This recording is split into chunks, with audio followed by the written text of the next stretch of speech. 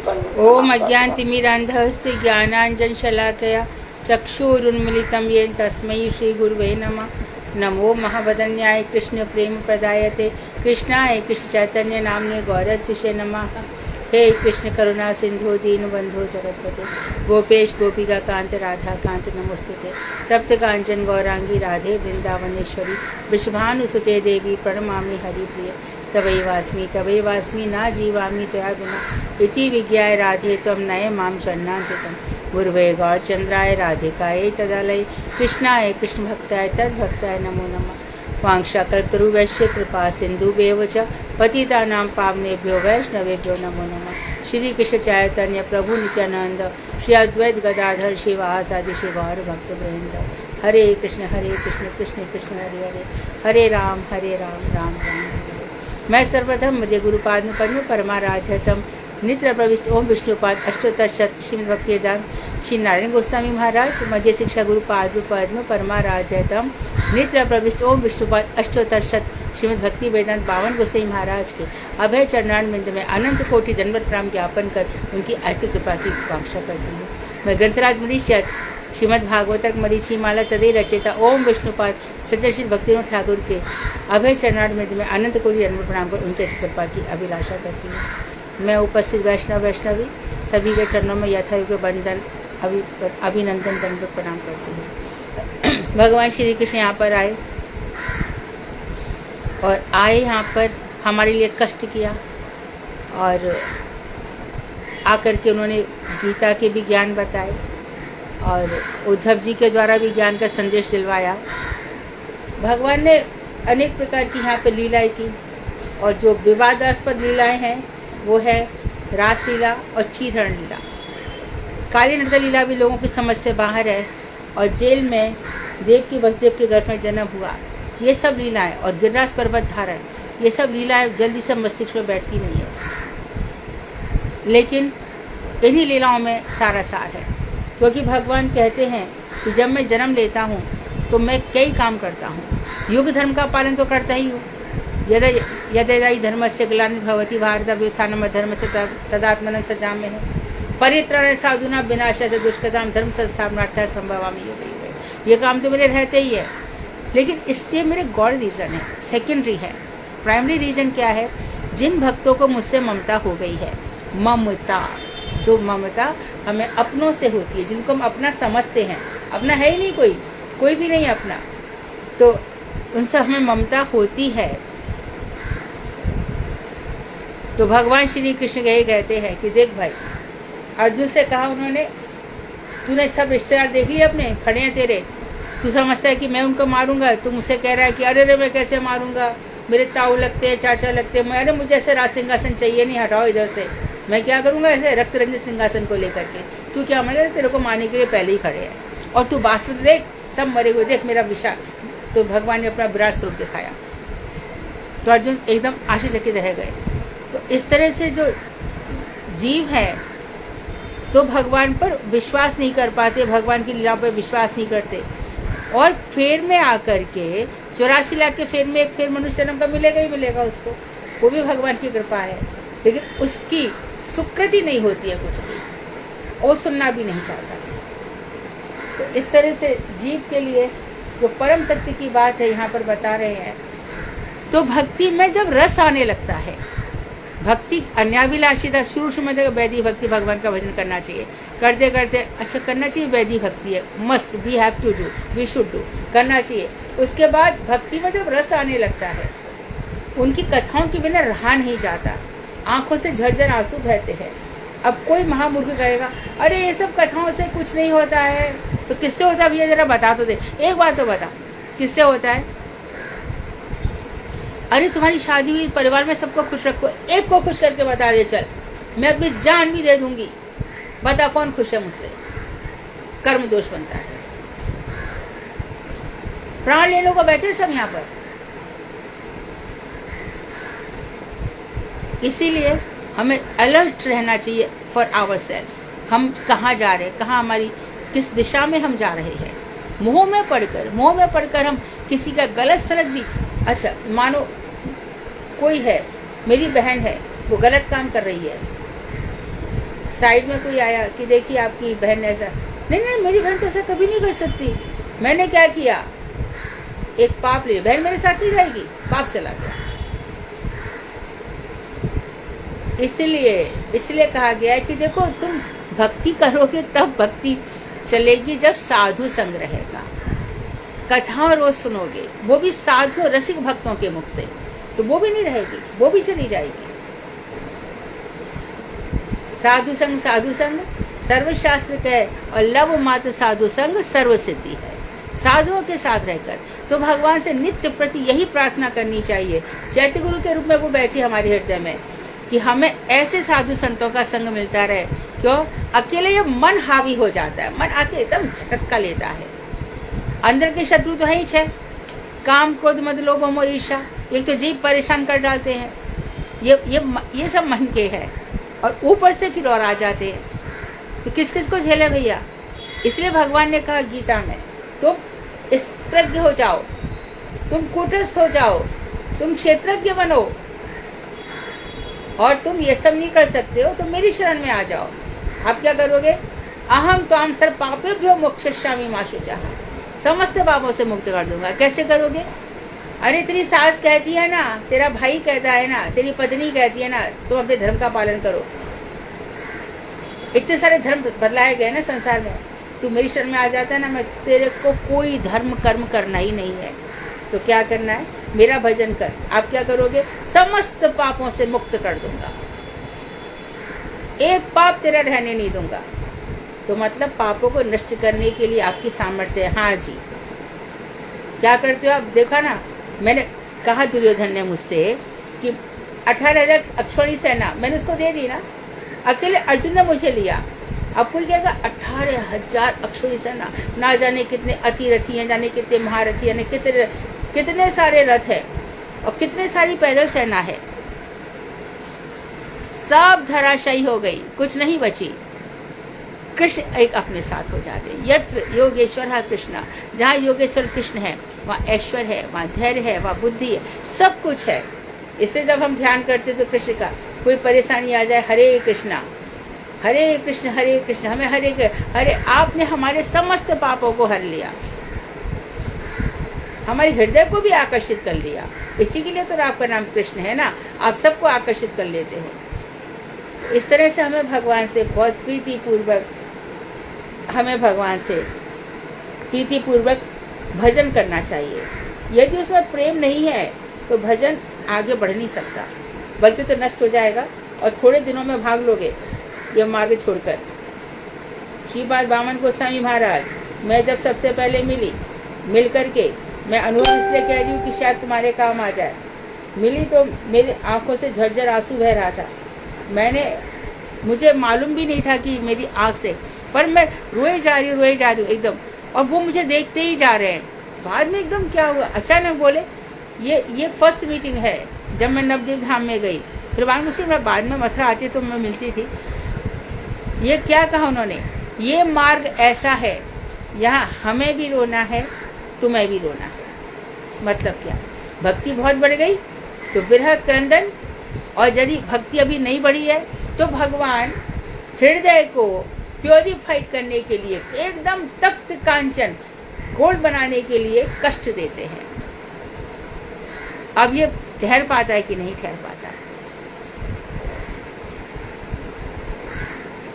झेल पाएगा कि नहीं, जो सहे सो रहे, सहिष्णुता इसके अंदर है कि नहीं, दूसरों का क्रोध सहन कर पाता है कि नहीं, अंदर के वेग सहन कर पाता है कि नहीं।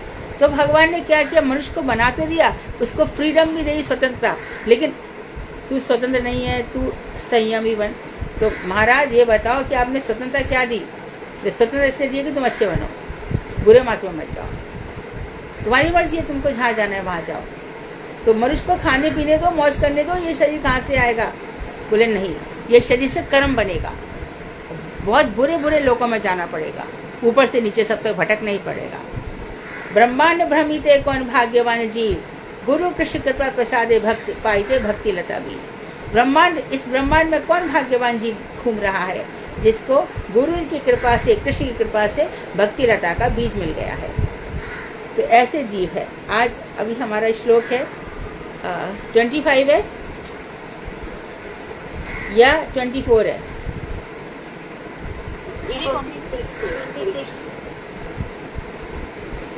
26 पे आ गए हो। 25, 26 श्रीमद् भागवत तृतीय स्कंद कपिल देव जी संवाद में ना जीव तत्व बहुत है, इसीलिए सब तृतीय स्कंद से लिया गया है। माँ कह रहे हैं एवं पराभिध्यानेन कर्तव्यं प्रकृते पुमान् कर्मसु क्रियमाणेषु गुणैरात्मनि मन्यते। इस प्रकार आत्मा से भिन्न प्रकृति को ही अपना स्वरूप समझ लेने से देहात्म बुद्धि के कारण प्रकृति के गुणों अर्थात सत्व तमो रजोगुण के द्वारा किए जाने वाले कर्मों पर जीव अपने कर्तृत्व का अभिमान करने लगता है। आत्मा से भिन्न है देह, आत्मा से भिन्न प्रकृति, आत्मा से भिन्न यह शरीर है, और इस शरीर को वो क्या कहते हैं? यही तो मैं हूँ। वेदांत कहता है मृतिका नाम ध्येय, यही शरीर का नाम और मिट्टी सब मटिया मेट हो जाते हैं। पंचभूत में मिल जाते हैं भाई। और आत्मा जिस शरीर जाएगा नहीं, शरीर के कर्मों को लेकर के घूमती रहती है। कितने ही प्रेत योनि होती है, भूत योनि होती है, चुड़ैल बन जाते हैं। ये सब कोई अरे कहाँ चुड़ैल, जिनसे पूछो जो भोगते हैं चुड़ैल को, उनसे पूछो चुड़ैल होती है कि नहीं। बालाजी में जाके देखो कितनी चुड़ैलें होती है, कितने भूत प्रेत होते हैं। लोगों की पूरी जिंदगी निकाल खा जाते भूत प्रेत। तो इस प्रकार आत्मा से भिन्न प्रकृति देह को ही अपना स्वरूप जो मान रहे हैं, ऐसे शरीर आत्मा, इनको क्या कहते हैं? देहात्म बुद्धि। शरीर को ही आत्मा मान लेने वाले प्रकृति के 3 गुण सत्व रजो तम, इनके द्वारा किए जाने वाले कर्मों पर तो मनुष्य इन तीनों के अधीन होकर, सतोगुणी है तो किसी का अच्छा करेगा, तमोगुणी है तो दूसरे का विनाश ही करेगा, वो मानेगा ही नहीं, तमोगुण करवा रहा है ना उससे। तो जीव अपने कर्तृत्व का अभिमान करने लगता है। देखो मैंने किया तो ऐसा हुआ, रो रहा है, क्यों रो रहे हो भाई? अरे पिछले जन्म में बहुत बुरा मुझसे हुआ, कुछ तो मुझसे इतना बुरा हुआ है। क्या? मुझसे घर में कोई प्यार नहीं करता। अच्छा, और क्या नहीं होता है? अरे माँ है ना, भाई से इतना प्यार करती है, मुझे बिल्कुल पूछती भी नहीं है। ऐसे धीरे धीरे करके वो कई सारे, मैं स्कूल में बहुत पढ़ता हूँ पर टीचर मुझे बिल्कुल प्यार नहीं करती है। मैं सबको इतना करता हूँ, कोई मुझे करता नहीं है। तो मनुष्य को ऐसे नेगेटिव थॉट्स बहुत आते हैं, और वो सब मैंने कुछ किया, और जहाँ पे वो भक्ति हुई तो वो सब कुछ कह देता है, भगवान श्री कृष्ण पे डाल देता है, सब कुछ उनकी मर्जी है। तो कृष्ण ने खुद कहा 6ठे अध्याय में, यद करोषि यद योषि यद ददासी अश्नासी यद तपस्यसी। सर तुम जो कुछ भी खाते हो, जो कुछ भी देते हो, सब मुझे अर्पण कर दो। यानी कि बुरा काम आपको अर्पण कर दो और अच्छे काम का फल हम ले लें, ऐसा नहीं चलेगा भैया। सब कुछ जीवन ही अर्पण कर दो, दुख सुख सब मेरे अर्पण, सब आपके अर्पण कर दो। ये जीने का तरीका है। हमने रोटी बनाई, भूल से एक रोटी हमसे हल्की सी जल गई, हम फेंकते हैं क्या? अरे कौन तो दूसरी बनाए, खा लेंगे, जरा से स्वाद में क्या है। लेकिन ठाकुर जी के पास वही रोटी चली गई जली हुई तो नाराज हो जाते हैं। तुम्हारे बड़े प्रेम से खाता हूं मैं, मेरे देने से तुम लोग खाते हो। तो ये मनुष्य क्या करता है? कर्मों पर जीव अपने कर्तृत्व का अभिमान करने लगता है। मैंने ये किया इसलिए मैं भर रहा हूँ, मैंने ये किया इसलिए मैं भर रहा हूँ। तो आगे बताया, तदा स संसृतिर्बन्धः पारतन्त्रं च तत्कृतं भवत्यः कर्तुरीशस्य साक्षिणो निवृत्तात्मनाः। जीव वस्तुतः अकर्ता, किसी भी कर्म का कर्ता नहीं है। माया के द्वारा अपराधी अर्थात माया से स्वतंत्र साक्षी स्वरूपतः कृष्णदास होने के कारण मुक्त स्वरूप वाला अर्थात अप्राप्त रूप गुण वाला होने पर भी कर्तृत्व अभिमान के कारण प्रकृति की परतंत्रता वशतः बद्धता को स्वीकार करता है। अरे जीव सुन, हाँ सुनाओ। देख, मैं ये कहता हूँ कि तू किसी बंधन में नहीं है, इसलिए तू कोई कर्म मत कर, तू माया के बंधन में नहीं है। तो भगवान ने कहा तू अकर्ता है, किसी भी कर्म का कर्ता नहीं है, लेकिन माया के द्वारा तूने क्या किया, माया से जो स्वतंत्र साक्षी और स्वरूपतः हम क्या है, कृष्णदास हमारे स्वरूप है होने के कारण तू मुक्त स्वरूप वाला है, अर्थात तेरे अपराकृत रूप और गुण है, फिर भी क्या है, तू कर्तृत्व अभिमान के कारण। अब सुनो, भगवान श्री कृष्ण ने गोपियां सम्मुख खड़ी है, चीरहरण लीला है, साधना चली, कात्यायनी व्रत चला और नंद गोप सुतम पति में कुरुते नमः कात्यायनी महामाई महायोगिनीश्वरी।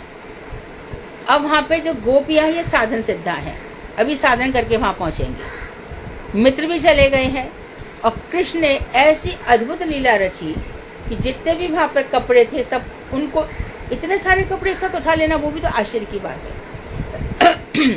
कपड़े उठाए और कदम के वृक्ष पर बैठ गए। अब यहाँ पर यदि कोई जीव आत्मा कह दे अरे भैया वो गया कहाँ से, कृष्ण के ऊपर संदेह किया, संशयात्मा विनश्यति, संशयात्मा का विनाश हो जाता है। अब ये गोपियां चीरहरण लीला में, अब अरे ये क्या, अपने गुप्त अंगों को छुपा करके हाथ ऊपर करके कृष्ण ने बुलाया, ऐसा कोई करता है क्या? श्री कृष्ण में इतना तो चरित्र होना ही चाहिए। ऐसे मूर्खों को गोपी की, ये जो गोपियां हैं भगवान श्री कृष्ण के साथ इनका अटूट संबंध है। और चीरहरण लीला तो एक बात है, वो द्रौपदी की हुई, पर गोपियों की ये कहते आवरण भंग लीला। जैसे कि पति से मिलने पर पत्नी का कोई आवरण नहीं रहता है, उसी प्रकार से इन गोपियों का आवरण नहीं था। भगवान ने उनको एक आश्रय दिया कि तुम मेरे सहारे आई हो, तुमने मेरा भजन किया है। तो अब इसीलिए छोटी छोटी बातों को, एक तो क्या है, कोई हमें फंसा रहा है, कोई हमें उलझा रहा है, ये सब कुछ हमारी कमजोरियां होती हैं। हमें लोभ हो जाता है, हमें मोह हो जाता है, इसी का सारे लोग फायदा उठा लेते हैं। तो कर्तव्य तो अभिमान मत करो कि मैं ये कर रहा हूँ इसके लिए ऐसा हो रहा है। तो प्रकृति की परतंत्रता वशतः कुछ कर नहीं सकता था, प्रकृति ऐसे खिलाती है। इसी का ही जीव का ही संसार बंधन कहते हैं। यह सब जीव की अपनी स्वतंत्रता का अपव्यवहार करने के कारण ही होता है। स्वतंत्रता दी थी, अच्छे तो किया नहीं, सब बुरे कर लिया। अब वो, इसलिए हम कहते हैं गलतियां तो हुई है हमसे, इसे तो भोग आ रहे हैं, कठिनाइयां क्यों आ रही है, स्मूथली लाइफ क्यों नहीं जा रही है, क्योंकि गलतियां बहुत हुई हैं। भगवान ने जन्म दिया अच्छे हिंदू परिवार में, दिया था, चलो हिंदू परिवार में और कुछ नहीं करोगे तो एक दो मंत्र तो बोलोगे, लेकिन हिंदू परिवार में जन्म लेकर के भी मरीजों से शादी कर लेना, ये कौन सी बात है?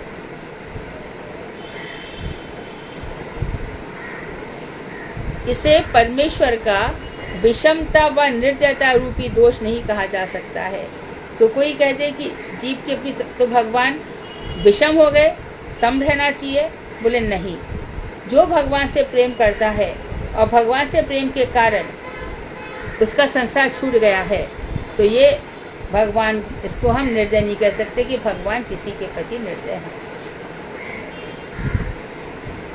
इसको भी थोड़ा समझ लो, हम करते हैं कि नहीं है, इसको भी बराबर समझ लो। कार्य कारण कर्तृत्वे कारणम प्रकृतिम विदुः भोक्तृत्वे सुख दुःखानां पुरुषम प्रकृतिः परम। पहले बोल दिया, ये जो पुरुष है ये प्रकृति से परे भगवान।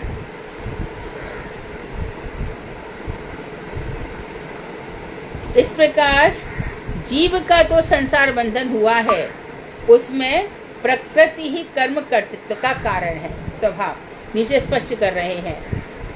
क्योंकि प्रकृति ही जीव की देह, इंद्रियां और इंद्रियों के अधिष्ठात्री देवता आदि के कार्य, कारण और कर्तृत्व आदि भावों की उत्पत्ति का कारण है।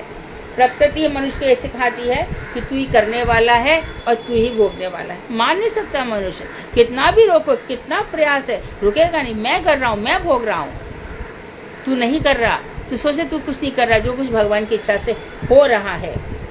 तो प्रकृति ही जीव की देह, इंद्रिया और इंद्रियों के अधिष्ठात्री देवता आदि के कार्य कारण और कर्तृत्व आदि भावों की उत्पत्ति का कारण है। इसलिए प्रकृति के परिणाम स्वरूप जो शरीर मिला है, इसके द्वारा कर्तृत्व अहंकार से युक्त होकर जीव के द्वारा की जाने वाली क्रियाएं वास्तव में प्रकृति के अधीन है। तो इसके अंदर कर्तृत्व भोग रह जाता है, इसलिए मनुष्य काम करता ही रहता है, कर्तृत्व से हटता ही नहीं है। इसलिए जीव के द्वारा की जाने वाली क्रियाएं वास्तव में प्रकृति के अधीन है। जीव जो भी कर रहा है प्रकृति के अधीन, अर्थात प्रकृति उसको देखेगी, उसको कौन से लोक में देना है, कहाँ इसको जन्म देना है, कहाँ इसका क्या करना है। इसी कारणवश प्रकृति को कर्म कर्तृत्व का कारण कहा जाता है। करते बने का कर्म का कारण प्रकृति है। पुरुष विवर्त का आश्रय अर्थात अपने में कर्तापन का आरोप करने के कारण सुख दुख भोग करता है। पुरुष क्या करता है? जीव विवर्त का आश्रय लेता है, अर्थात अपने में कर्तापन का, अच्छा मैं करता हूँ, तू करता है, तो पहले एक मिनट सोच, विचार कर, तेरी कौन सी मैया के गर्भ में तू आएगा? तेरे कर्तृत्व का परिणाम है, किसने दिया? बोल, तू बदल के दिखा दे। तो जिस मैया के गर्भ में फिक्स हो गया, आना ही पड़ेगा। और जितने हमको दे दी है टिश्यूज जन्म लेने के, उतने झेलने ही पड़ेंगे। यहाँ पे हमारी कुछ भी बस नहीं चलती है, कुछ भी हम कर नहीं सकते। तो मनुष्य क्या करता है? अपने में कर्तापन मान लेता है, मैं करने वाला, ये मैंने किया, ये मैंने किया। तो जब बहुत ज्यादा मैं करना होता है तो भगवान उसको छोड़ भी देते हैं, ध्यान रखना। तो विवर्त रस्सी को, सर्प को रस्सी समझ लेना या रस्सी को सर्प समझ लेना। श्री नारद के पूर्व चरित्र जीव का प्रपंचातीत शुद्ध स्वरूप प्रकाशित हुआ है। दामोदर भगवान ने कहा है कि पूर्व चरित्र में जीव का जो प्रपंच से ऊपर है, प्रपंचातीत मतलब इस संसार में रहते हुए भी नहीं रहना, हम सबको प्रपंचातीत ही रहना चाहिए। तो शुद्ध स्वरूप प्रदर्शित हुआ है। एक सुबह उठते हैं ना हम लोग, तो भगवान से कनेक्शन हो जाता है, और इस कनेक्शन के बाद हमारा पूरा दिन अच्छा ही निकल जाता है ना। तो देखो, भगवान से प्रार्थना होती है, हरे कृष्ण कृष्ण हरे हरे राम हरे राम। फिर वह सत्य हमें दो दया निधे, कर्तव्य मार्ग पर डट जामे, पर सेवा पर उपकार में हम जन जीवन सफल बना जामे। सुनो प्रार्थना, और कैसे रहे? हम दीन दुखी निबलो बिकलो, के सेवक बन संताप हरे, जो है अटके भूले भटके, उनको तारे खुद तर जामे। छल दंभ द्वेष पाखंड झूठ का मान रहे, अभिमान रहे, जिस देश जात में जन्म लिया, बलिदान उसी पर हो जामे। ये एक छोटी सी प्रार्थना है जो विद्यालयों में बच्चों को सिखाई जाती है अक्सर। तो इसमें सत्य, अब जो सत्यम परम धीमहि, जो जीव भगवान के सत्य का चिंतन कर लेता है, वह इस संसार से ऊपर उठ जाता है। संसार से ऊपर उठना क्या है? हमारा प्रियजन इस संसार को छोड़ गया है, वो घर में पड़ा है और उसकी मृत्यु हमें सहन नहीं हो रही। ये यहाँ पे सहनशीलता है। तू भी तो मरने वाला है, तू कहाँ जाएगा? तुझे भी यहीं पे माया रानी धर दबोचेगी।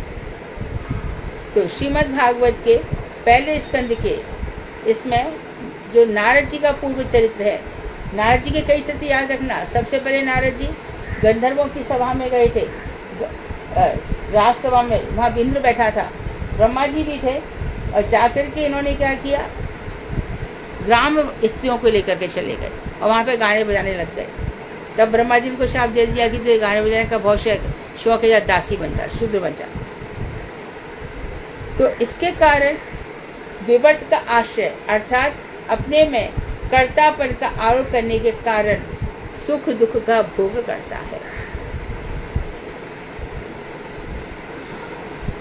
नारद के पूर्व चरित्र में जीव का प्रपंचातीत शुद्ध स्वरूप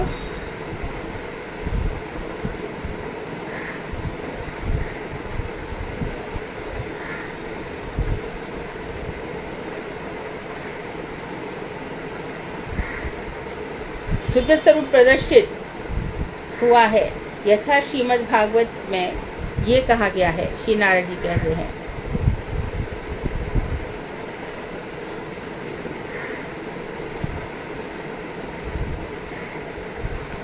क्या कह रहे नारद जी? प्रयोज्य माने मयि ताम शुद्धां भागवतीं तनुम आरब्ध कर्म निर्वाणो न्यपतत पांच भौतिकाः अंतर्बहिश्च लोकास्तिन् पूर्वेभ्यः स्कन्दितवताः देवदत्तामिमां वीणां स्वरब्रह्म विभूषिताम् मूर्छयित्वा हरिकथां गायमानश्च चराम्यहम्। हे व्यास जी, भगवान की कृपा से प्रारब्ध कर्म, जो भाग्य के लिखित कर्म है, प्रारब्ध कर्म में समस्त पांच भौतिक देह मुझसे पृथक होने कर गिर पड़ी तथा मुझे भागवती तनु अर्थात अप्राकृत सिद्ध देह प्राप्त हुई। ये बात किसने किससे कही है? श्री नारद जी कह रहे हैं और बच्चे को समझा रहे हैं। व्यास जी को कह रहे हैं पहले, व्यास जी, भगवान की कृपा से प्रारब्ध कर्म जो हमने कर्म किए हैं, कुछ फल सुख और दुख के हिसाब से, तो हमारे लिए प्रारब्ध बनकर आ जाते हैं। ये प्रारब्ध कर्म वैष्णव भोजन करा के खत्म हो जाते हैं। प्रारब्ध कर्म समाप्त होने पर मेरी पांच भौतिक देह मुझसे पृथक होकर गिर पड़ी। मैं कही ये तो बहुत गड़बड़ हो गया, पृथक होकर गिर पड़ी, है ना। भागवती तनु अर्थात अप्राकृत सिद्ध देह मुझे प्राप्त हुई। तब से मैं नैष्ठिक ब्रह्मचर्य व्रत का पालन करता हुआ त्रिलोक के अंदर और बाहर प्रदत्त स्वर ब्रह्म से विभूषित इस वीणा में मूर्छना आदि तान छोड़कर हरिगुण गाता हुआ भ्रमण करता हूँ। ये सार है। तो भगवान की कृपा से, अच्छा, भगवान की कृपा से भ्रमण भी होता है। हम लोग बार बार जाते हैं ना मथुरा वृंदावन। गुरुदेव एक बार बैठे थे, अंग्रेज लोग भी बैठे थे। महाराज जी बोले कि मैं देखता हूँ कि जहाँ जहाँ मैं जाता हूँ तुम लोग वहाँ चले आते हो, तो बहुत दूसरों को कितनी परेशानी होती समझते हो। उनके घर में इतनी जगह है या नहीं, वो बम्बई से पूना जाने वाले थे, तो सबने अपनी तलवार कटा। सब महाराज जी बोले मुझको दिखाओ मत, you have to be honest in yourself, अपने ईमानदार बनो। तो महाराज जी ने बहुत कहा। तो यहाँ पर क्यों कह रही हूँ मैं? यहाँ पर इसलिए कह रही हूँ कि भगवान की कृपा से प्रारब्ध कर्म और समाप्त होने पर मेरी पांच भौतिक देह मुझसे पृथक होने पर भी मुझे तथा भागवती तनु अर्थात अप्राकृत सिद्ध देह प्राप्त हुई। तो क्या हुआ कि पांच भौतिक देह है जो मुझसे पृथक महसूस हुई और ये गिर पड़ी, तब तुमने मुझे भागवती तनु अर्थात अप्राकृत सिद्ध देह की प्राप्त करने के लिए, तो ये यथा माम प्रपद्यन्ते ता सदैव बचामि है ना मैं भक्तर प्रणश्यति। तो मुझे कुछ करना नहीं है। अरे वो सुबह 4 बजे उठ जाता है, मैं तो उठ नहीं पाती, वो 5 बजे उठ जाता है, हरे हरे मेरा क्या होगा। चलो ठीक है, उसको नहीं उठ पा रहा, अब क्या करें?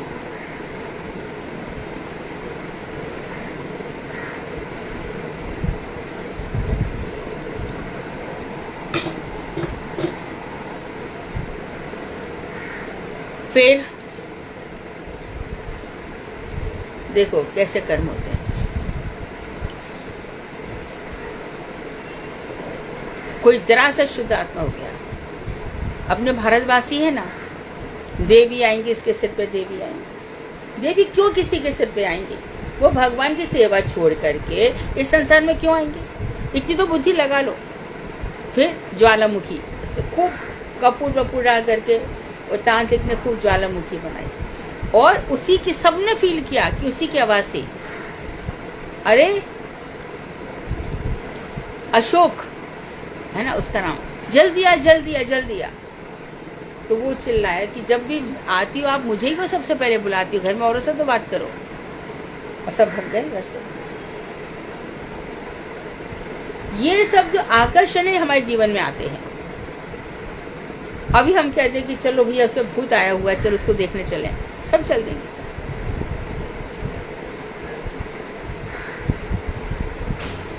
जीवात्मा बहुत तरह के कर्म करती है।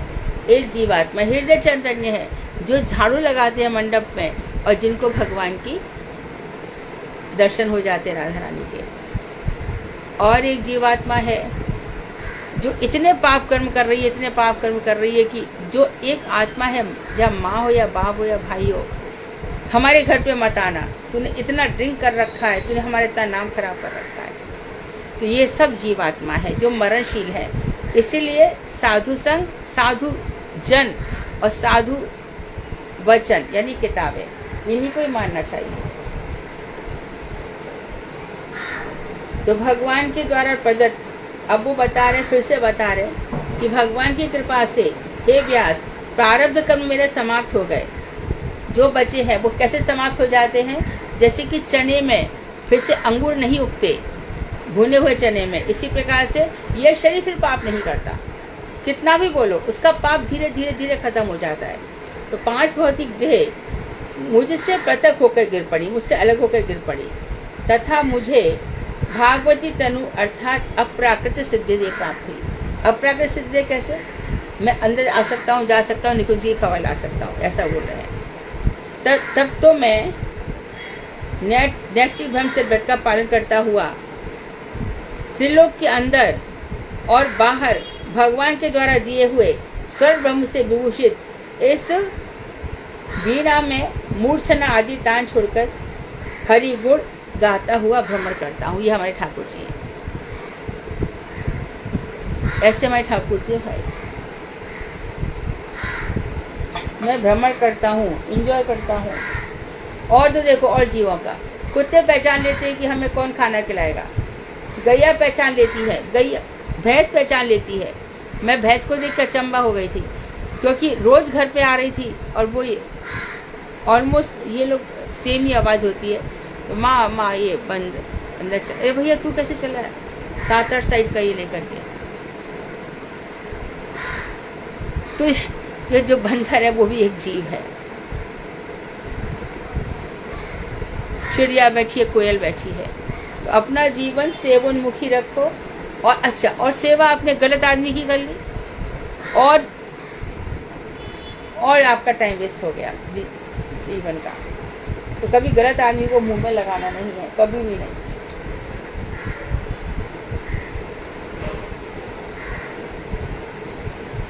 एक श्लोक और पढ़ते हैं। ये स्वर ब्रह्म बताया इन्होंने।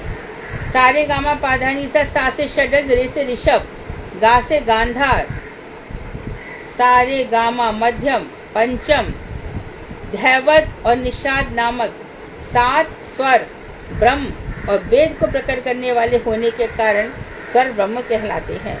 श्री नारद जी की बीड़ा द्वारा इन 7 स्वरों से सतह सिद्ध होते हैं। तो नारद जब बीड़ा में लेते हैं तो ये सिद्ध हो जाते हैं।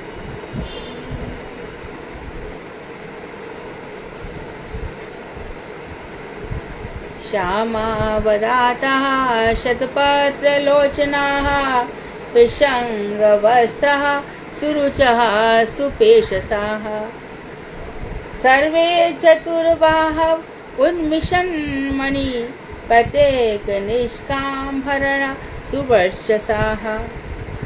षडज नहीं, यहाँ पे देखिए। हे श्यामल वर्ण, निर्मल कमल नयन, पीले रंग के वस्त्रों से युक्त, सुंदर मधुरभाषी, ये सब कृष्ण की विशेषताएं चल रही है।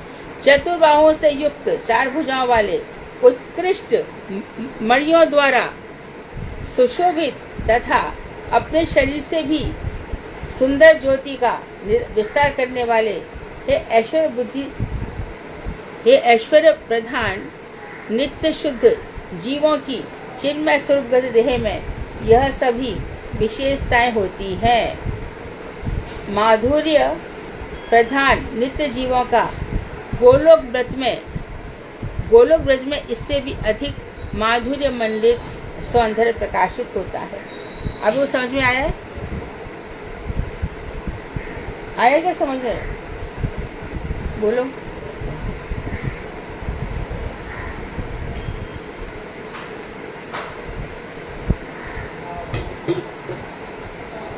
देखो क्या बता रहे वो जीवों के विषय में। पहले तो भगवान की विशेषता बताई, वो कैसे श्यामल बन वाले, दूसरों का निर्मल पवित्र शुद्ध है, तीसरे उनकी आंखें कमल के समान है और पीले रंग के वस्त्रों से युक्त, ऐसा लगता पीले रंग के वस्त्रों से युक्त, पीले रंग के कपड़े पहन रखे हैं और कैसे बहुत सुंदर है, मधुरभाषी मीठा बोलने वाले हैं, 4 भुजाएं उनकी और उत्कृष्ट बहुत ही सुंदर मणियों द्वारा सुशोभित है वे, तथा अपने शरीर से सुंदर ज्योति का विस्तार करने वाले हैं। अर्थात आपके शरीर में जो ज्योति है वो आपको पत्नी के माध्यम से प्राण ज्योति का विस्तार करते हैं। ऐश्वर्य प्रधान नित्य शुद्ध जीवों की चिन्मय स्वरूपगत देहों पर यह सभी विशेषताएं होती हैं। ऐश्वर्य प्रधान नित्य शुद्ध जो जीव हैं उनको ना किसी से लेना है ना किसी से को देना है। पाप दोनों हिस्सा में है। वो कहाँ जा करके अटकेगा और हमारे पास पैसा जो पड़ा है वो कहाँ जाके अटका देंगे। तो नित्य विशेषताएं होती हैं। ऐश्वर्य प्रधान नित्य शुद्ध जीवों की चिन्मय स्वरूपगत देह में यह सभी विशेषताएं होती हैं। माधुर्य अध्ययन नित्य जीवों का गोलोक ब्रज में इससे भी अधिक माधुर्य मंडित सौंदर्य प्रकाशित होता है। अब प्रिय पिपला ऋषि ने जो कहा वो हम कल पढ़ेंगे। वांछा कल्पतरुभ्यश्च कृपा सिंधुभ्यो पतितानां पावनेभ्यो वैष्णवेभ्यो नमः। हरे कृष्णा दीदी, धन्यवाद प्रणाम। दीदी ये ऐश्वर्य प्रधान नित्य शुद्ध जीव से क्या मतलब हुआ? शुद्ध जीव तो भक्त की बात हो गई, अब उनको ऐश्वर्य प्रधान, वो तो सब ऐश्वर्य को तोड़ देते हैं। जगन्नाथ जी के मंदिर में आटा की ये जो मैदा है ना, इसकी बनी हुई चीजें लेके जाने में अलाउ नहीं है।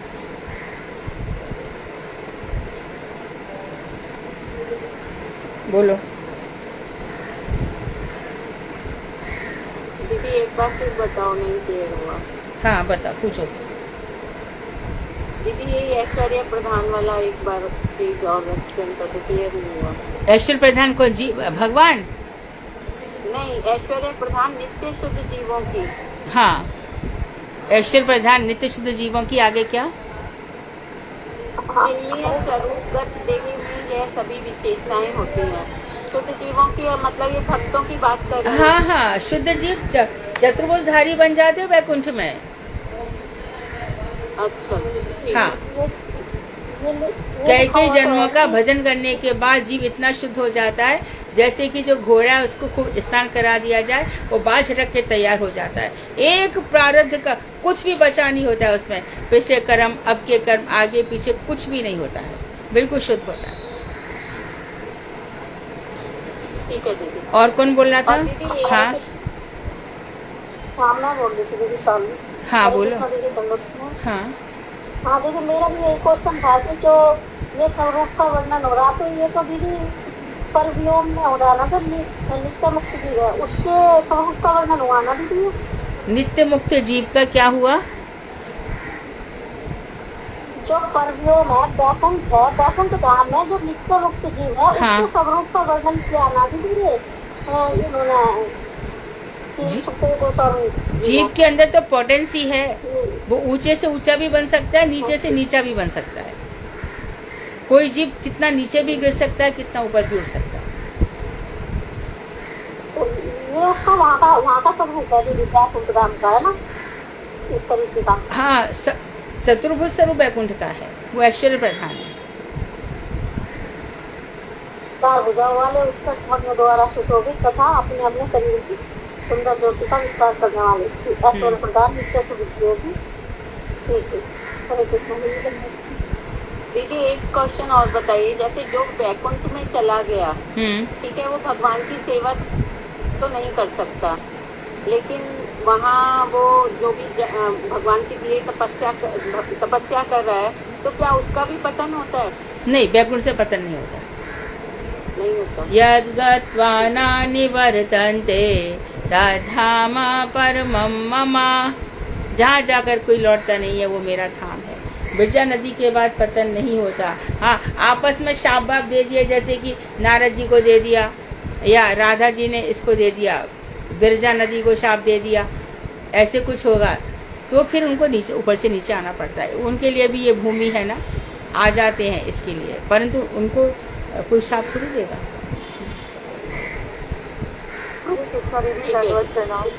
हाँ दीदी, वैकुंठ लोक और गोलोक धाम अलग अलग है ना? गोलोक धाम तो बहुत ऊपर है, वैकुंठ धाम तो नीचे है। गोलोक धाम तो बहुत ऊपर है। वैकुंठ दीदी, गोलोक धाम से तद्धाम गोलोक धाम के लिए कहा है कि वैकुंठ के लिए भी कहा है? तद्धाम परमं मम बोलते हैं ना भगवान, कि जो मेरे धाम में आता है वो। हाँ, गोकुल भगवान चाहते कि सब गोकुल जाए, लेकिन विष्णु तत्व सब जगह है। हमारे अंदर भगवान से प्रेम नहीं है तो भगवान प्रेम हमारे अंदर डाल नहीं सकते, और प्रेम नहीं है तो हम वहाँ जा नहीं सकते। भगवान प्रेम नहीं डाल सकते, सुविधाएं दे सकते हैं। तो दीदी गोलोक धाम से भी, गोलोक धाम तो सबसे ऊपर है ही, वहीं पे मतलब गोलोक धाम नित्य धाम भगवान का जो है, तो जो और वो क्या बोलते हैं वैकुंठ लोक जो है वो विष्णु के हैं लोग, वहाँ से जीव को वहाँ से भी नहीं आना पड़ता वापस, जो वहाँ चला जाता है। वैकुंठ से जो बिरजा नदी है, बिरजा नदी के बाहर से कोई नहीं आता। हाँ, भगवान भेजते हो तो बात अलग है, किसी संप्रदाय की रक्षा के लिए भगवान भेजते हैं, that is other point.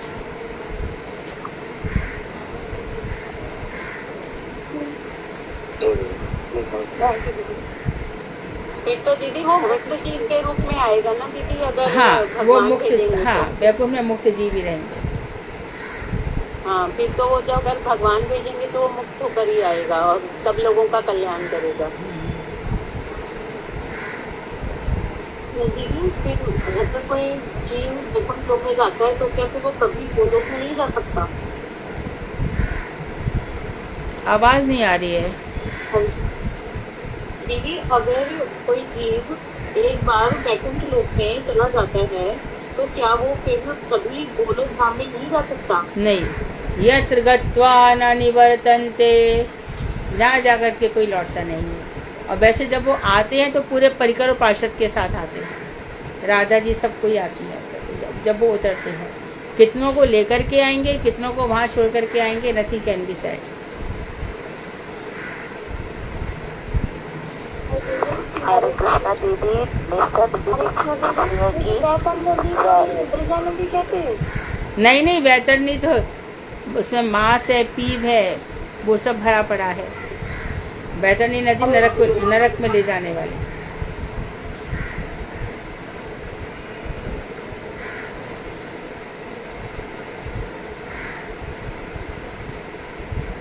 Vinita, आप कथा बोलने वाली हो ना पूरी?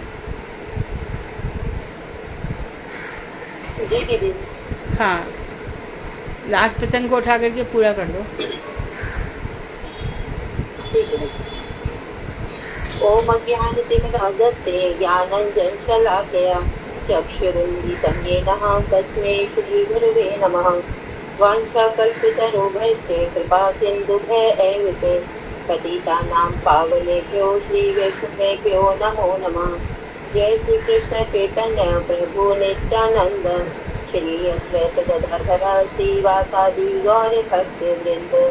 हरे कृष्ण कृष्ण कृष्ण हरे हरे, हरे राम राम राम हरे हरे। मैं सर्वप्रथम अपने गुरुदेव पाद पद्म अष्टोत्तर श्री श्रीमद् भक्ति वेदांत श्रीधर गोस्वामी महाराज जी के चरण कमलों में अनंत कोटि दंडवत प्रणाम ज्ञापन करती हूँ। तत्पश्चात अपने परम गुरुदेव नित्य लीला प्रविष्ट ओम विष्णुपाद अष्टोत्तर श्रीमद् भक्ति श्री रूप सिद्धांति गोस्वामी महाराज जी के चरण कमलों में तथा उन विष्णुपाद अष्टोत्तर श्री श्रीमद् भक्ति वेदांत श्री नारायण गोस्वामी महाराज जी के चरण कमलों में अनंत कोटि दंडवत प्रणाम ज्ञापन करते हुए उनसे अनेकों की कृपा की वांछा करती हूँ। समस्त गुरु परंपरा के चरणों में अनंत कोटि प्रणाम दंडवत प्रणाम करती हूँ तथा अपने शिक्षा गुरु भागवताचार्य परम करुणामय पूजनीय श्री मधु दीदी के अभय चरणों में कोटि कोटि दंडवत प्रणाम करते हुए उनसे अजय कोटि कृपा की वांछा करती हूँ। इसमें तुम्हारे 10 मिनट चले गए मैडम। कवियों के चरणों में योगिक प्रणाम। हाँ बोलो। यह प्रभु महाराज जो प्रभु महाराज के ही वंशज थे तो और भगवान कृष्ण के शब्दावेश अवतार थे। उन्हीं के वंश में जो एक अंग राजा हुए, उन्हीं के पुत्र उन्होंने एक पुत्र को जन्म दिया जिनका नाम था बेन, जो बचपन से ही दुराचारी थे और बहुत अत्याचार करते थे। राजा अंग ने उन्हें समझाने का बहुत प्रयास किया, लेकिन जब वो किसी भी तरह से सुधरने को तैयार नहीं हुए, किसी भी तरह से नहीं सुधार पाई उन्हें, तो वो बहुत दुखी हो गई और अंत में उन्होंने राज्य को त्याग कर वो वन में चले गए। जब ऋषिगणों ने सोचा कि अब राजा के बिना तो ये प्रजा जो है अराजकता फैल जाएगी प्रजा में, तो इसलिए उन्होंने राजा बेन को ही राजा बना दिया। और उसके बाद में जब वो और भी अराजकता फैल गई और वो बहुत अत्याचार करने लगे राजा बनने के बाद भी, और उन्होंने जो धार्मिक कार्य थे उनमें भी विघ्न उत्पन्न करने लगे और सारे धार्मिक कार्यों को उन्होंने बंद करा दिया। तो अब ऋषिगण सोचने लगे कि हमने ही इन्हें राजा बनाया है तो हम तो पाप के अधिकारी हो गए, हमें तो पाप मिलेगा। तो उन्होंने राजा बेन को पहले समझाया और फिर जब वो समझाने पर भी नहीं समझे तो उन्होंने अपनी क्रोध अग्नि से उन्हें भस्म कर दिया। उसके बाद जब उनकी माता जो सुनीता थी वो उनकी देह को मंत्रों द्वारा उसकी रक्षा करने लगी उस मृत देह की, तो तब उन्होंने सोचा कि ऐसे तो राजा के बिना प्रजा बहुत ही अत्याचारी और दुराचारी हो जाएगी, अराजकता फैल जाएगी पूरे में। तो उन्होंने राजा बेन की जो पहले उन्होंने उनकी जांघों का मंथन किया, जिससे कि एक पुरुष प्रकट हुआ जो बहुत गौण था और जो निषाद नाम से प्रसिद्ध हुए। और उन्होंने क्योंकि उनके सारे अपराध अपने ऊपर ले लिए थे, इसीलिए वो निषाद नाम से प्रसिद्ध हुए और वनों में ही रहते थे और अत्याचार करते थे। और उसके बाद में जब उन्होंने उनकी भुजाओं का मंथन किया तो उसमें से एक पुरुष और एक स्त्री उत्पन्न हुए। जो पुरुष थे वो भगवान के शब्दावेश अवतार थे जिनका नाम प्रभु था, और जो वो स्त्री थी वो लक्ष्मी जी का विस्तार थी जिनका नाम आरती था। तो इस प्रकार उनका जब अभिषेक हुआ और सारे देव का घर सब आए और उन्होंने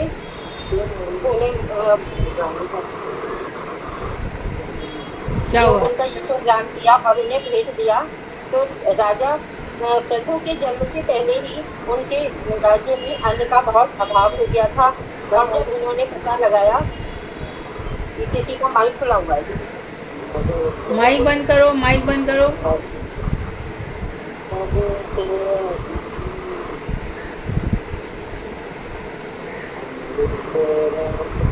हरे कृष्णा, ये उन्होंने नाम से आ रहे हैं। कौन है ये? दीदी अपना माइक ऑफ करिए प्लीज। दीदी अपने हैंड रेज किया हुआ है, माइक ऑफ करिए। और जब उन्होंने पता किया कि मेरी जो प्रजा है वो तो कामचोर और निठल्ली नहीं है जिसकी वजह से अन्न का अभाव हो, तब उन्होंने पता लगाया तो जो पृथ्वी देवी थी उन्होंने भी सारा जो अन्न था वो अपने उदर में छिपाया हुआ था और इसी कारण से अन्न का अभाव हो रहा था। तो तब उन्हें बड़ा क्रोध आया और उन्होंने धनुष उठाया और पृथ्वी देवी जिससे कि बहुत भयभीत हो गई कि आप ऊपर। उन्होंने कहा कि हे राजा, आप मुझे क्यों मारना चाहते हैं?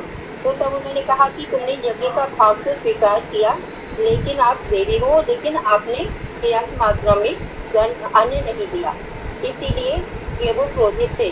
और फिर पृथ्वी देवी ने उनसे कहा कि महाराज, ब्रह्मा जी ने लोगों की संसार यात्रा के निर्वाह और यज्ञ आदि करने के लिए जिन सब धन आदि औषधियों की सृष्टि की थी, वो दुराचारी लोग उनका शास्त्रों के विपरीत भोग कर रहे थे। क्योंकि जब राजा बेन भी दुराचारी थे तो प्रजा भी दुराचार करने लगी और इन खाद्य पदार्थों का प्रयोग इंद्रिय तृप्ति के लिए किया जा रहा था। इसीलिए हमें तो कुछ समय बाद राजा क्रतु ने और तब उन्होंने माफी मांगी पृथ्वी देवी ने। ये जब उन्होंने उन्हें माफ कर दिया, इसीलिए मतलब पृथु महाराज के नाम पर ही उनका नाम पृथ्वी देवी हुआ। कुछ समय बाद जब राजा पृथु ने 100 अश्वमेध यज्ञ आरंभ किए, तो उसमें से जब उनका 99 यज्ञ पूरे हो गए, तो ब्रह्मरथ नामक स्थान पर सरस्वती जी के किनारे, नदी के किनारे जो वो यज्ञ कर रहे थे, जब 100 यज्ञ कर रहे थे, तो इंद्र को ये सहन नहीं हुआ कि पृथु कि कोई मेरे समान मतलब बन जाए, क्योंकि वो अगर 100 यज्ञ पूरा कर लेते तो वो उनके समान ही बन जाते। तो उन्हें ये अच्छा नहीं लगा कि उनके समान कोई बन रहा है। जब 99 यज्ञ पूरे कर चुके थे, तो पृथ्वी कामधेनु के समान बन गई थी और औषधि सागर में रत्न, मोती और अन्न आदि प्रचुर मात्रा में मिलने लगे थे। लेकिन महाराज पृथु जो थे वो 100 यज्ञ भी पूरा करना चाहते थे। तो महाराज पृथु के यज्ञ उत्सव में स्वयं भगवान श्री हरि साक्षात प्रकट हुए और ब्रह्मा जी, शिव जी, गंधर्व, मुनि, अप्सराएं, लोकपाल सभी भगवान को यशोगान कर रहे थे। और सिद्ध, विद्याधर, दैत्य, दानव, सुनंद, नंद आदि योगेश्वर और श्री हरि के पार्षद भगवान श्री कपिल, नारद, दत्तात्रेय आदि सभी पीछे पीछे चले आए थे। और वो जब इंद्र से ये सब सहन नहीं हुआ, तो वे उसमें विघ्न डालने लगे। और जब राजा पृथु 100 यज्ञ कर रहे थे, तो इंद्र ने यज्ञ का घोड़ा चुरा लिया और कवच के रूप में पाषाण वेश धारण करके इंद्र जब अश्व को लिए आकाश मार्ग से जा रहे थे, तो महर्षि अत्रि ने उन्हें देख लिया। और अत्रि ऋषि के कहने पर महाराज पृथु के जो पुत्र थे विदिताश्व, वो इंद्र से घोड़ा लेने के लिए कई बार गए। और क्योंकि इंद्र ने सन्यासी का वेश धारण किया हुआ था, इसलिए उन्हें तो घोड़ा लेके सिर्फ वापस आ गए, उनका वध नहीं किया उन्होंने। क्योंकि कोई भी जो बुद्धिमान व्यक्ति है वो ब्राह्मण की हत्या कभी नहीं करते, और बस वो घोड़ा लेकर ही वापस बार बार आ जाते थे। बाद में जब महाराज के पुत्र को बहुत क्रोध आया, तो अत्रि मुनि के बार बार प्रेरित करने पर क्रोध पूर्वक इंद्र की ओर बाण साधते हैं जो विदिताश्व हैं, और इंद्र पाषाण वेश त्याग कर अंतर्धान हो जाते हैं। और इसलिए इंद्र ने अश्व का जो अपहरण करने के लिए जिन जिन कपट वेशों को धारण किया था, वे सब पाप के षंड नाम से जाने जाते हैं। पाषाण का अर्थ होता है पाप का चिन्ह। और जो विदिताश्व थे वो पुनः उस अश्व को लेने के लिए पिता के पास यज्ञ स्थल पर लौट आए। तब जो ज्ञानहीन मनुष्य या मंद बुद्धि वाले जो मनुष्य हैं, वो इंद्र के इस निंदित और परित्यज्य कपट वेश को ग्रहण करते हैं। तभी से हम देखते हैं कि जो हमारे समाज में ऐसे धर्म के नाम पे जो लोग साधुओं का वेश, साधु वेश धारण करते हैं और उनकी आड़ में पाप कर्म करते हैं, ये जब से इंद्र ने ऐसा वेश धारण किए, तभी से ये परंपरा शुरू हो गई। बाद में महाराज पृथु को बहुत क्रोध आता है और तभी भी इंद्र से ढोंगी सन्यासी का जिसने वेश धारण किया था उससे बहुत क्रोधित हो गए। और जब महाराज पृथु को क्रोध आया, तो वे खुद ही इंद्र को मारने के लिए तैयार हो गए। लेकिन पुरोहित ने उन्हें ऐसा करने के लिए मना किया। तो उन्होंने कहा कि देखिए राजा, आपने यज्ञ किया है, तो आप इंद्र देवता को मत मारिए, क्योंकि इस यज्ञ स्थल में यज्ञ पशु वध के अतिरिक्त अन्य किसी का भी वध करना आपके लिए उचित नहीं है। हम लोग यज्ञ में ऐसे आहुति देंगे कि जो इंद्र देव हैं वो खुद ही अग्नि में आकर भस्म हो जाएंगे। ऐसा ब्राह्मण लोग करने ही वाले थे कि तभी वहां पर ब्रह्मा जी प्रकट हो गए। और ब्रह्मा जी ने कहा कि एक तरफ तो आप देवता के लिए आहुति डाल रहे हो, और दूसरी तरफ इंद्र जो कि देवताओं के राजा हैं, उनको मारने की कैसे सोच सकते हो। इस प्रकार ब्रह्मा जी ने जब इस कार्य की निंदा करते हुए उन्हें ऐसा करने से रोका और उन्हें समझाया। और पृथु महाराज से भी बोला कि आप तो भगवान के भक्त हैं, आपको इतने सारे यज्ञ करने की क्या आवश्यकता है। भगवान तो आपसे ऐसे ही प्रसन्न हैं। और इंद्र देव का एक नाम यज्ञ भी है, जो भगवान के विशेष अवतार हैं। अतः इंद्र का वध करना आपके लिए उचित नहीं है। आप और इंद्र दोनों ही श्री हरि के शक्तावेश अवतार हैं, अतः आप इंद्र से भिन्न नहीं हैं। और अपने प्रति स्वयं ही क्रोध करना क्या आपके लिए उचित है।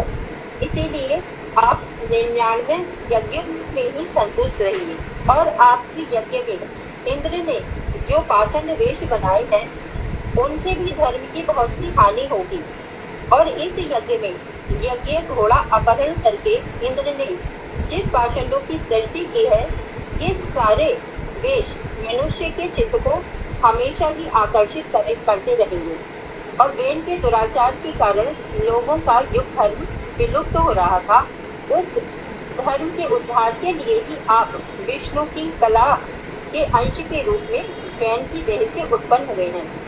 हे प्रजापति, इस विश्व की उत्पत्ति का विचार करके विश्व की सृष्टि करने वाले ब्रह्मु आदि जिन समस्त ऋषियों ने आपको प्रकाशित किया है, आप उनकी मनोवांछा को पूर्ण कीजिए और जो इंद्र है उनकी माया को नष्ट कर दीजिए। तो फिर उन्होंने कहा कि महाराज प्रभु ने लोक गुरु ब्रह्मा जी के इस प्रकार समझाने पर यज्ञ का आग्रह परित्याग कर दिया और वात्सल्य रस को प्रकाशित करते हुए इंद्र के साथ मित्रता भी कर ली। और उसके पश्चात प्रभु ने यज्ञ के अंत में किया जाने वाला स्नान किया और जो समस्त वर्ष देवता घोरी कर्मा पृथ्वी के यज्ञ में अर्चित हुए थे, वे परम संतुष्ट होकर उन्हें वर प्रदान करने लगे। और प्रभु महाराज ने भी ब्राह्मणों ने आशीर्वाद दिए उन्हें प्रभु महाराज को, और प्रभु महाराज ने भी उन्हें श्रद्धा पूर्वक दक्षिणाएं दी और ब्राह्मणों ने भी संतुष्ट होकर उन्हें आशीर्वाद प्रदान किए। ब्राह्मणों ने कहा कि हे महाबाहु प्रभु, आपने जिन पितरों, देवताओं, ऋषियों और मानवों का आवाहन किया था, वे सभी यहाँ पधारे हैं और आपके यथोपयुक्त दान और मान आदि से सम्मानित हुए हैं। इस प्रकार उनके वो 99 यज्ञ पूरे हुए और 100वां यज्ञ का जो उनका वो था वो उन्होंने परित्याग कर दिया और इंद्र को माफ कर दिया।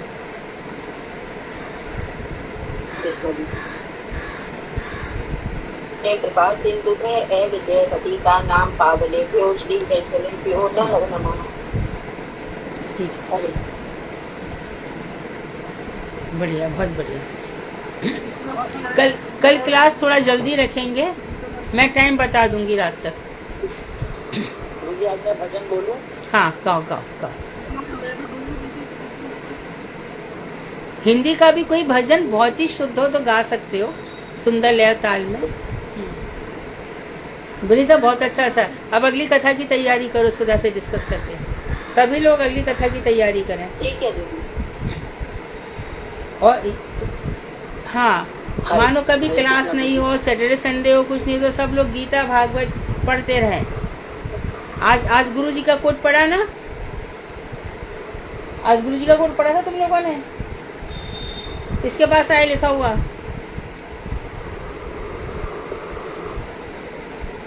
है किसी के पास? बोलो ना। जी दीदी, मेरे पास है। हरे कृष्णा दीदी। बोलो जोर से बोलो। जी दीदी, एक मिनट। ये था कि जो वैष्णवों का एकांत आश्रय नहीं करता, जो स्वयं भक्त भागवत नहीं है, अर्थात भक्तों का आदर नहीं करता एवं श्रीमद् भागवतम में वर्णित भक्त भागवत के गुण उसमें नहीं है, तो वह वैष्णव नहीं है। भक्त भागवत नहीं है, इसलिए वह श्रीमद् भागवतम पढ़ने का अधिकारी भी नहीं है। समझ गए इसका क्या मतलब है? भागवत पढ़ने में कुछ खास गुण होने चाहिए। जी दीदी। हाँ। पहला कि भक्तों का आदर करना।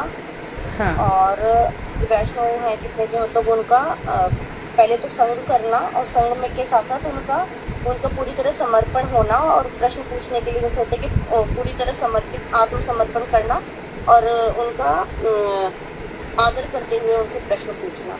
हाँ, प्रणाम करना, प्रश्न करना, बहुत सारा उनकी सेवा में तत्पर रहना। हाँ, गाओ, भजन गाओ। सभी लोग भागवत पढ़ते रहना, याद करते रहना। हाँ, गाओ। पेज नंबर 47 पर है। सबेशी चैतन्य मोरे करे बिना दया, सबेशी चैतन्य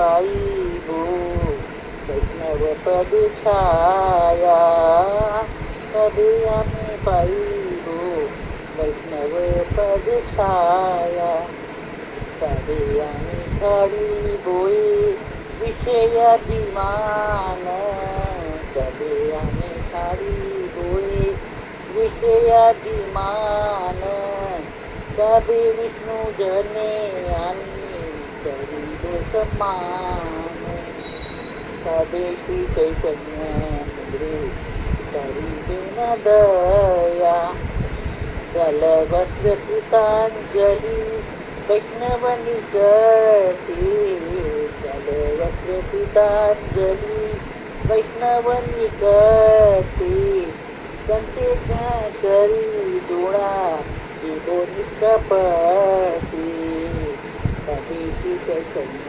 मुद्रे करीब न दया कांदिया कांदिया जाना वो दुख ग्राम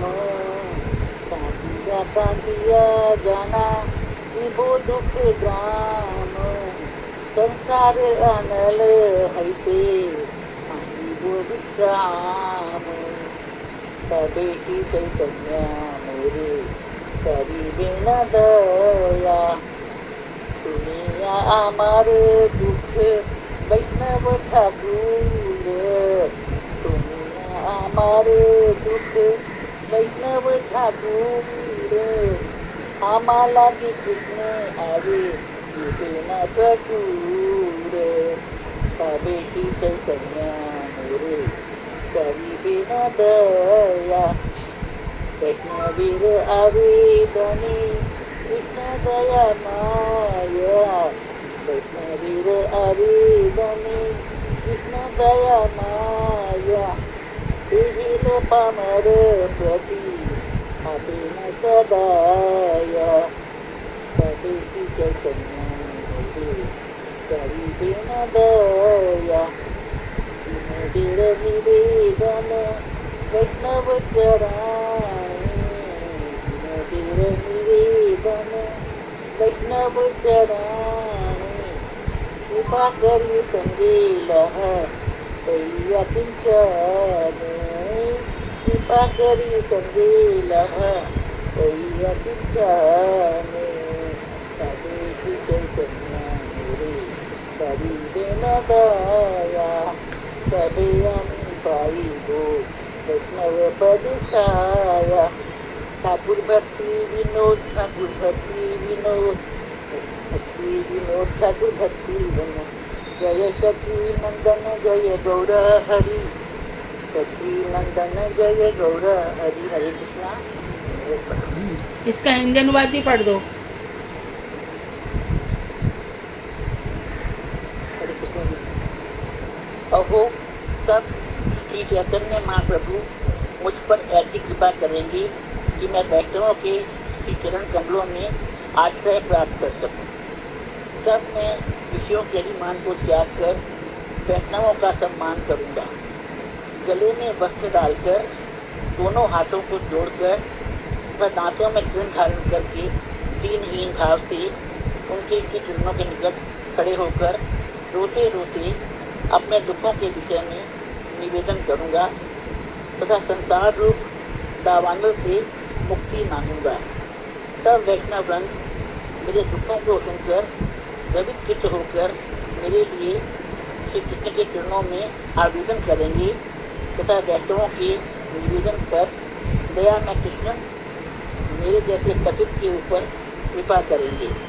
भक्ति विनोद वैष्णवों के श्री चरणों में निवेदन कर रहे हैं, हे वैष्णव ठाकुर कृपा पूर्वक इस अतिवचन को भी अपने चरणों में आश्रय प्रदान कीजिए। हरे कृष्ण। ठीक है। वांछा कल्पतरुभ्यश्च कृपा सिंधुभ्येव च पतितानां पावनेभ्यो वैष्णवेभ्यो